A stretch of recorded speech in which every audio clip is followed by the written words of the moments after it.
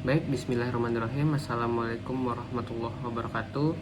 Perkenalkan, nama saya Zadi Taqwa Rustam, NIM 18042214. Baiklah, kali ini saya akan menjelaskan melalui PowerPoint dengan mata kuliah Administrasi Kepegawaian dengan studi kasus tentang netralitas aparatur sipil negara atau bisa disebut dengan ASN.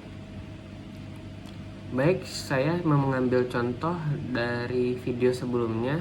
Untuk pribadi saya ngambil studi kasus pada pemilu 2019 di Provinsi Banten. Di sini kedudukan Komisi Aparatur Sipil Negara dalam menjaga netralitas aparatur sipil negara pada pemilihan umum tahun 2019. Komisi Aparatur Sipil Negara atau yang bisa disebut dengan KASN terdiri atas 1 orang ketua, merangkap 1 orang wakil ketua, merangkap anggota, dan 5 orang anggota. Pemerintah dalam hal ini DPR bersama Presiden membentuk KASN ini dengan tujuan untuk yang pertama adalah tujuannya menjamin terwujudnya sistem merit dalam kebijakan dalam manajemen ASN. Yang kedua, mewujudkan ASN yang profesional, berkinerja tinggi, sejahtera, dan berfungsi sebagai perekat negara kesatuan Republik Indonesia. Yang ketiga, mendukung penyelenggaraan pemerintah negara yang efektif, efisien, dan terbuka, serta bebas dari praktik korupsi, kolusi, dan nepotisme atau disebut dengan KKN. Yang keempat, mewujudkan pegawai ASN yang netral dan tidak membedakan masyarakat yang dilayani berdasarkan suku, agama, ras, dan golongan apapun. Yang kelima, menjamin terbentuknya profesi ASN yang dihormati. Yang keenam, pegawai dan masyarakat. Yang ketujuh, mewujudkan ASN yang dinamis dan berbudaya pencapaian kinerja. Baik, kita lanjut ke slide selanjutnya. KAS dalam pemilu 2019 menempatkan diri sebagai lembaga yang memberikan rekomendasi pada pejabat kepegawaian daerah untuk segera memberikan sanksi kepada ASN yang melanggar netralitas sebagaimana tertuang dalam Kode Etik ASN. Meskipun demikian, KASN sebagai lembaga non-struktural negara yang bertugas menjaga netralitas ASN dapat secara langsung menerima laporan atau aduan dari masyarakat terkait adanya dugaan pelanggaran netralitas ASN. Pada tahapan pemilu, jika hal tersebut berkaitan langsung dengan pelanggaran kode etik dan perilaku ASN. Ya, seperti yang kita ketahui bahwa menjaga netralitas ASN dalam pemilu merupakan bagian dari tanggung jawab KASN pada pemilu tahun 2019 yang diselenggarakan untuk memilih presiden dan wakil presiden, anggota DPR, anggota DPD, DPRD. Profesionalitas dan netralitas ASN di sini di Provinsi Banten kembali menghadapi ujian. Sebelum hari pelaksanaan pemilu pada April 2019, terhitung 18 ASN di Banten tak netral dalam proses penyelenggaraan pemilu.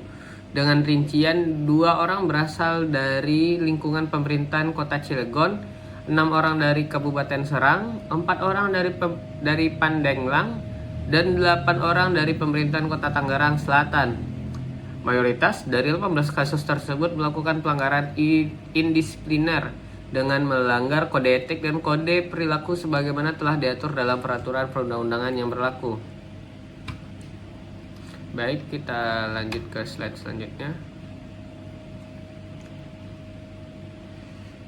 Temuan dugaan pelanggaran hukum lainnya pada pemilu 2019 sebagaimana tabel di atas yang terjadi di Provinsi Banten.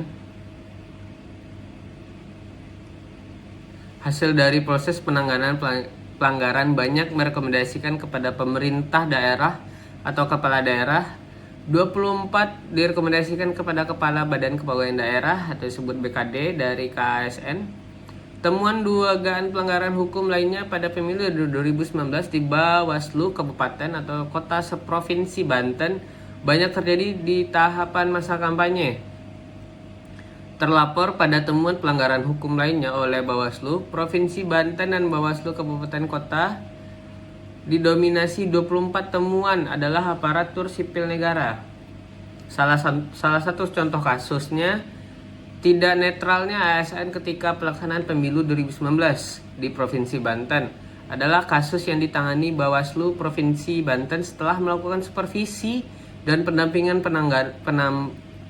penanganan pelanggaran terhadap temuan dugaan pelanggaran ASN dalam pemilu di Bawaslu Kabupaten Kota Serang.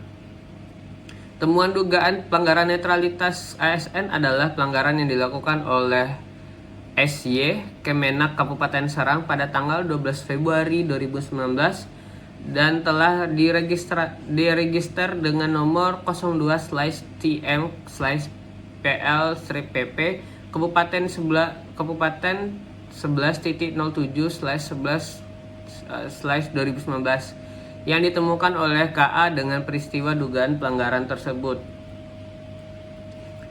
Pada hari Selasa, tanggal 12 Februari 2019, seluruh kepala sekolah Madrasah Aliyah dan Madrasah Sanawiyah MTSN serta guru yang tersertifikasi di Kecamatan Tanara berkumpul untuk menghadiri undangan acara pembinaan dari Kepala Kantor Kemenak Kabupaten Serang.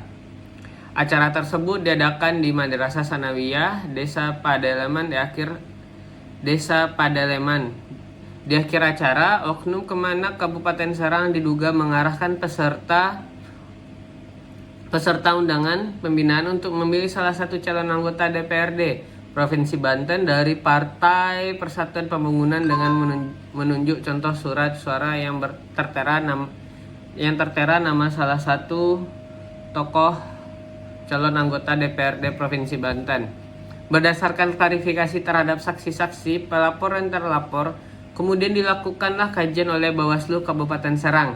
Diduga terlapor terbukti melakukan pelanggaran. Dengan demikian, Bawaslu memberikan rekomendasi kepada Komisi ASN.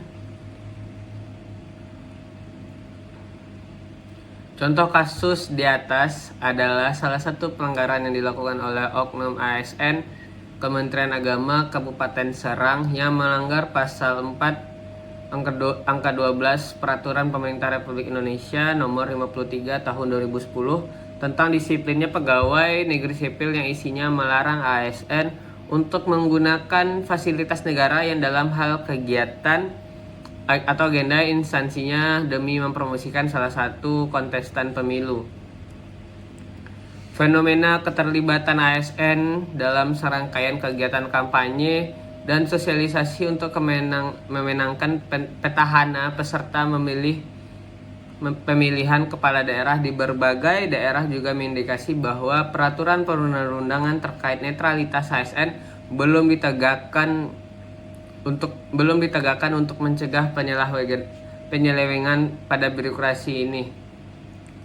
Tidak dapat dipungkiri juga netralitas yang harus dimiliki seorang birokrat akan sangat sulit ditegakkan karena untuk beberapa ASN yang memiliki kedekatan dengan pusat kekuasaan secara langsung, yang mana ASN juga harus kontak langsung dengan lembaga politik lain seperti anggota dewan di daerah ketika melaksanakan tugasnya. Baik, sekian pendapat saya tentang pemilu di Serang, Banten yang berkaitan dengan video sebelumnya. Apabila ada salah kata, mohon dimaafkan. Saya pamit undur diri. Wabillahi taufiq wal hidayah. Assalamualaikum warahmatullahi wabarakatuh.